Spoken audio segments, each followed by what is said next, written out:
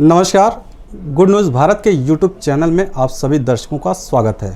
मैं हूं संजीव कुमार शर्मा और आइए देखते हैं आजमगढ़ की कुछ खबरें फटाफट अंदाज में।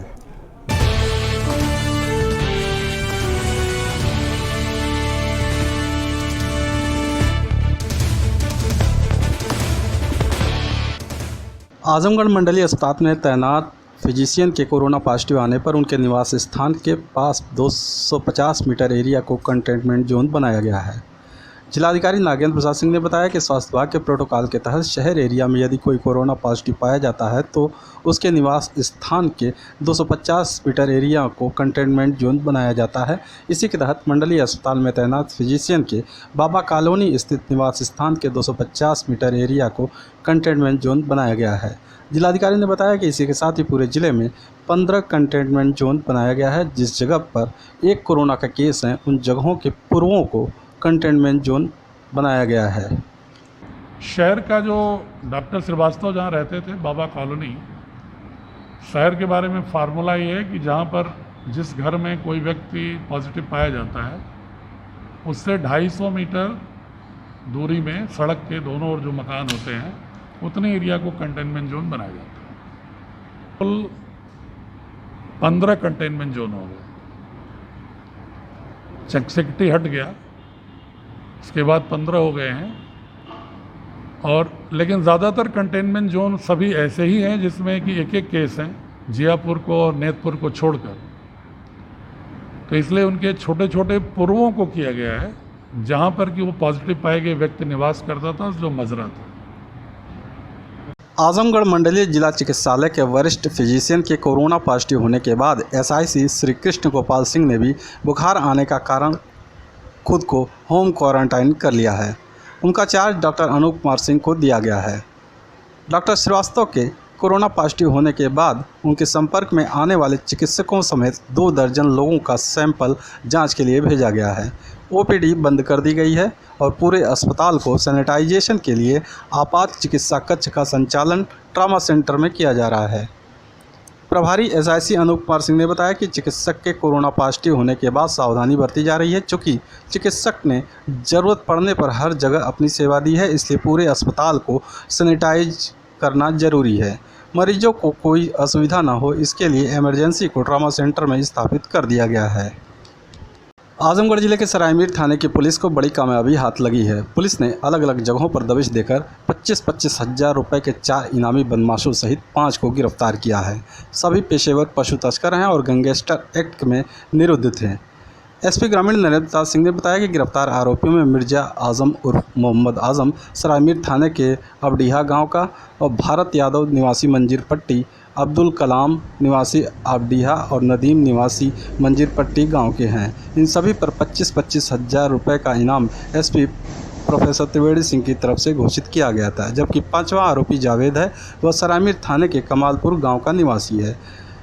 एसपी ग्रामीण ने बताया कि यह सभी पेशेवर पशु तस्कर हैं। पुलिस ने मुखबिर की सूचना पर अलग अलग जगहों पर दबिश देकर सभी को गिरफ्तार किया है। आजमगढ़ जिले में राजकीय मेडिकल कॉलेज के 56 स्वास्थ्य कर्मियों को होटल में पैसिव क्वारंटाइन से बुलाकर होम क्वारंटाइन होने के लिए दिया गया है। बता दें कि राजकीय मेडिकल कॉलेज के आइसोलेशन वार्ड में 14 दिनों की ड्यूटी पूरी करने के बाद 56 चिकित्सकीय स्टाफ पैसिव क्वारंटाइन में विभिन्न होटलों में भेजे गए थे। इस बीच शासन ने पैसिव क्वारंटाइन की व्यवस्था समाप्त करने का फरमान जारी कर दिया, जिसके चलते सभी कर्मचारियों को होटल से वापस बुला लिया गया और होम क्वारंटाइन होने को कह दिया गया। मेडिकल कॉलेज के प्राचार्य डॉक्टर आरपी शर्मा ने बताया कि अब सरकार ने जब पैसिव क्वारंटाइन की व्यवस्था समाप्त कर दी है तो यह हमारी मजबूरी है कि होटलों में पैसिव क्वारंटाइन किए गए कर्मचारियों को होटल से वापस बुला लिया गया है और उन्हें होम क्वारंटाइन कराया जा रहा है। अब जो व्यवस्था बनाई गई है उसमें हाई रिस्क और लो रिस्क की कैटेगरी निर्धारित की गई है। हाई रिस्क वाले होम क्वारंटाइन किए जाएंगे और लो रिस्क वाले अपनी ड्यूटी करते रहेंगे। आजमगढ़ जिले के चक्रपानपुर स्थित राजकीय मेडिकल कॉलेज व सुपर फैसिलिटी अस्पताल में कोरोना स्क्रीनिंग को बंद कर दिया गया है। 100 बेड का L3 अस्पताल को सक्रिय कर दिया गया। हालांकि अभी 20 वेंटिलेटर व 3 डायलिसिस मशीन कार्य कर रही हैं। अस्पताल में 20 वेंटिलेटर व 10 डायलिसिस मशीन लगनी थी। बता दें कि कोरोना वार्ड के नोडल अधिकारी डॉक्टर दीपक पांडे ने बताया कि सीएमओ के निर्देश पर राजकीय मेडिकल कॉलेज की फ्लू ओपीडी बंद कर दी गई है। उन्होंने बताया कि हमारे पास वेंटिलेटर और डायलिसिस मशीन को संचालित करने वाले विशेषज्ञ चिकित्सक उपलब्ध हैं। करीब 12 की संख्या में लैब टेक्नीशियन प्रशिक्षण लेकर कार्य करने के लिए तैयार हैं। अब यहां पर सिर्फ कोरोना पॉजिटिव मरीजों का ही इलाज किया जाएगा। कुछ और विशेषज्ञ चिकित्सक जिनकी ज़रूरत है वो जल्द ही उपलब्ध हो जाएंगे। आजमगढ़ जिलाधिकारी नागेंद्र प्रसाद सिंह ने बताया कि जनपद में पिछले 5 दिनों से मनरेगा के तहत 1,01,000 श्रमिक काम कर रहे हैं। उन्होंने बताया कि 1,01,000 श्रमिकों में से 15,017 ऐसे लोग हैं जो पिछले दिनों अन्य प्रांतों से आए थे और 21 दिन क्वारंटाइन पूरा करने के बाद उनका जॉब कार्ड बनवाया गया। ये लोग भी इस समय मनरेगा के तहत कार्य में लगे हुए हैं। सरकार की मंशा के अनुसार अधिक से अधिक श्रमिकों को मनरेगा के तहत जोड़ा जा रहा है। मनरेगा के तहत अब तक विगत 5 दिनों से लगभग 1,01,000 लोग प्रतिदिन काम कर रहे हैं, जिसमें 15,017 ऐसे लोग हैं जो 21 दिन पहले गांव में आए थे और क्वारंटाइन पूरा करने के बाद उनका जॉब कार्ड बना के उनसे काम लिया जाएगा। आजमगढ़ जिले में 1 जून से जिलाधिकारी का कार्यभार ग्रहण करने वाले आईएएस राजेश कुमार जिले में पहुंच गए हैं। वे अभी सर्किट हाउस में ठहरे हुए हैं। आईएएस राजेश कुमार जनपद पहुंचने पर जिलाधिकारी कार्यालय पहुंचे और डीएम नागेंद्र प्रसाद सिंह से मुलाकात कर जिले के बारे में जानकारी हासिल की। बता दें कि जिलाधिकारी एनपी सिंह के 31 मई को सेवानिवृत्त होने के बाद 1 जून से माध्यमिक शिक्षा विभाग के विशेष सचिव राजेश कुमार यहां के जिलाधिकारी का चार्ज लेंगे। नियुक्ति विभाग से जारी आदेश के अनुसार तब तक राजेश कुमार जिलाधिकारी कार्यालय में विशेष कार्याधिकारी के रूप में कार्य करेंगे। मैंने पढ़ाई अपनी ज़्यादातर दिल्ली में करी है। मैं दिल्ली कॉलेज ऑफ इंजीनियरिंग से इंजीनियरिंग ग्रेजुएट हूँ। उसके बाद इंजीनियरिंग करने के बाद मैं कुछ टाइम मैंने कॉर्पोरेट में जॉब किया है। उसके बाद सिविल सर्विसेज देने के बाद मैं आईपीएस में 2005 बैच में आया, जिसमें कि उड़ीसा काडर मेरा था। उसके बाद पुनः मैंने एग्ज़ाम दे के 2008 में आईएएस सर्विस में आया और फिर ट्रेनिंग मेरी बरेली में थी। उसके बाद एसडीएम मैं संभल में बना, जो पहले मुरादाबाद ज़िले का ही पार्ट हुआ करता था। सीडीओ भी मैं मुरादाबाद में रहा। पहला डिस्ट्रिक्ट मजिस्ट्रेट मैं बना संत कबीर नगर डिस्ट्रिक्ट के। उसके बाद additional managing director UP state road transport corporation में रहा। मिलते हैं एक छोटे से ब्रेक के बाद। आप देखते रहिए गुड न्यूज़ भारत।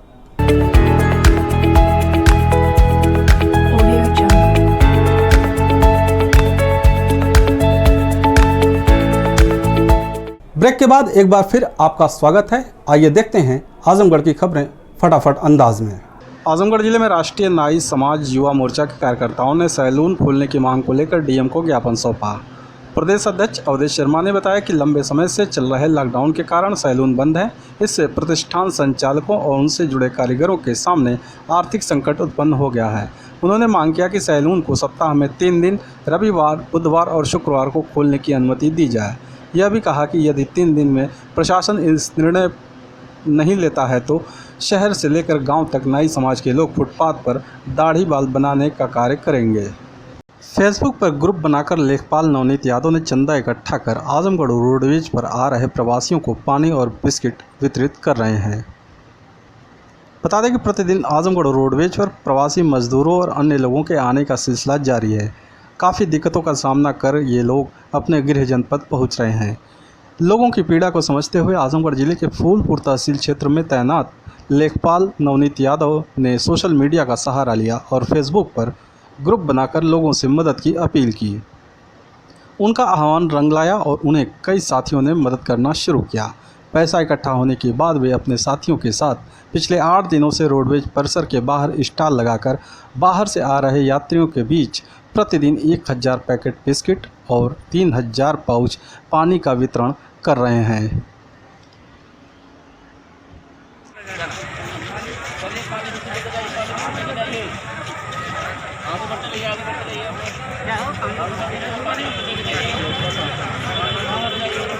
मेरा नाम नवनीत यादव है। क्या है?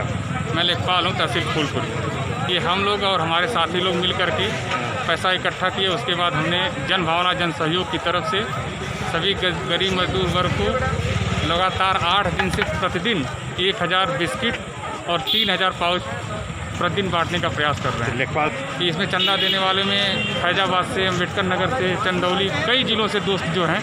फेसबुक में मैंने एक वीडियो बनाया था, एक आह्वान किया था, लोगों से अपील किया था कि गरीब मजदूर बहुत ही समस्या में है, आप आगे आएँ, उनकी समस्या का समाधान किया जा सके, उनको राहत कुछ पहुँचाई जा सके। कुछ ऐसे दोस्त भी हैं जो यूएसए में हैं, उन्होंने भी चंदा भेजा है मेरे पास। आजमगढ़ जिले के रानी की सराय थाना क्षेत्र के कोटला बाजार स्थित सरकारी भूमि पर खोले गए दुकान को पुलिस के सहयोग से राजस्व टीम ने हटवाया। बता दें कि बीते दिनों कोटला बाजार में स्थित दुकान पर शराब पी रहे लोगों को मना करने पर मनबड़ों ने 2 पुलिसकर्मियों पर हमला कर दिया था। थाना प्रभारी रामायण सिंह ने बताया कि लेखपाल की तहरीर पर राजस्व टीम ने पुलिस के सहयोग से कोटला तिराहे स्थित सरकारी भूमि पर खोले गए चाय की दुकान को हटवाया। दुकान स्वामी ने ही सिपाही पर हमला किया था। यही मुख्य आरोपी है जो अभी फरार चल रहा है। आजमगढ़ जिले में सर्व शिक्षा अभियान के अंतर्गत अप्रैल महीने के मानदेय भुगतान की मांग को लेकर उत्तर प्रदेश प्राथमिक शिक्षा मित्र संघ ने जिलाधिकारी व बीएसए को ज्ञापन सौंपा। डीएम को सौंपे गए ज्ञापन में मंडल अध्यक्ष अनिल कुमार यादव ने बताया कि शिक्षा मित्रों का माह अप्रैल 2020 के मानदेय की ग्रांट जिला मुख्यालय पर आ गया है। इसके बावजूद विभाग द्वारा शिक्षा मित्रों का मानदेय भुगतान नहीं किया जा रहा है, जो घोर लापरवाही है। मानदेय के अभाव में शिक्षा मित्र के घर परिवार चलाने में काफ़ी दिक्कतों का सामना करना पड़ रहा है। वहीं 1 माह के ग्रांट आकर पड़ा हुआ है।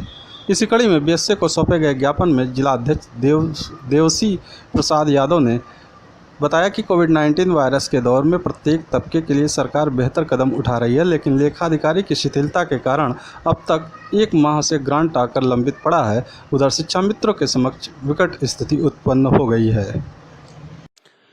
दहेज के एक दानव को आजमगढ़ पुलिस ने आज बेनकाब कर दिया।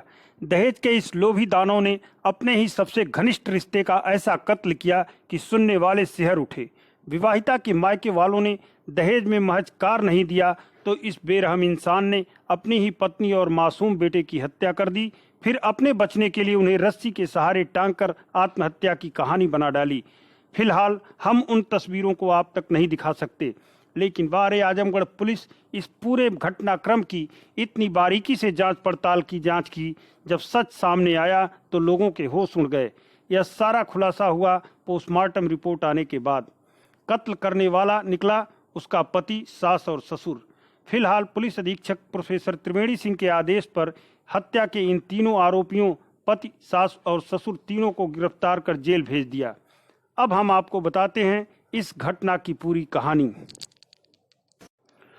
आजमगढ़ जिले के दीदारगंज थाना क्षेत्र के धरारा गांव के रहने वाले विकास की शादी करीब 2 वर्ष पूर्व जौनपुर जिले के खुटहन थाना क्षेत्र के बलुआडी गांव की रंजना से हिंदू रीति रिवाज के साथ हुई थी। मांग के अनुसार रंजना के परिजनों ने विकास को दहेज भी दिया था, लेकिन दहेज लोभी विकास के परिजन संतुष्ट नहीं थे और लगातार रंजना पर दहेज के एवज में कार की मांग कर रहे थे। इसी बीच करीब 2 माह पूर्व दोनों परिवारों के बीच दहेज को लेकर कहासुनी भी हुई, जिसके बाद गांव में पंचायत भी हुई तो मामला सही हो गया था। लेकिन दहेज लोभी ये परिवार पंचायत के इस फैसले से संतुष्ट नहीं था और अंदर ही अंदर सुलग रहा था। साजिश के तहत मौका देख रंजना के पति ने अपनी पत्नी और 11 माह की मासूम बच्चे की गला दबाकर हत्या कर दी और 100 को आत्महत्या का रूप देने के लिए दोनों को घर में एक रस्सी के सहारे लटका दिया। मौके पर जब पुलिस पहुंची तो परिजनों का कहना था कि घर पर कोई नहीं था। इसी बीच रंजना ने आत्महत्या कर लिया, लेकिन पुलिस ने जब पोस्टमार्टम रिपोर्ट और घटना की गहराई से छानबीन की और तमाम कड़ियों को जोड़ा तो पता चला कि आत्महत्या नहीं बल्कि हत्या है। जिसके बाद पुलिस ने पति, सास और ससुर को गिरफ्तार कर लिया। पुलिस अधीक्षक प्रोफेसर त्रिवेणी सिंह ने बताया कि पोस्टमार्टम रिपोर्ट आने के बाद यह स्पष्ट हो गया है कि पहले विवाहिता और बच्चे की हत्या की गई थी और बाद में 100 को रस्सी के सहारे लटका दिया गया था। इस मामले में पति सहित 3 लोगों को गिरफ्तार कर जेल भेज दिया गया। दीदारगंज की घटना है, दीदारगंज थाना क्षेत्र की। ये 24 तारीख की घटना है दहेज को लेकर के। क्योंकि गाड़ी दहेज में नहीं मिल रही थी, इसके वजह से तरह तरह से लड़की को प्रताड़ित करते थे। लड़की को और 11 महीने के बालक को दोनों का मर्डर करके और उस छत से लटका दिया गया था। वो देखते ही लग गया था कि ये मर्डर है। बाद में उसका पोस्टमार्टम कराया गया। पोस्टमार्टम से ये जानकारी हुई कि थ्रॉटलिंग और स्ट्रैंगुलेशन दोनों का गला दबा करके मार के छत से लटका दिया गया था। उसमें तीनों अभियुक्त जो है गिरफ्तार हो गए हैं, ससुर, लड़का और उसकी माँ।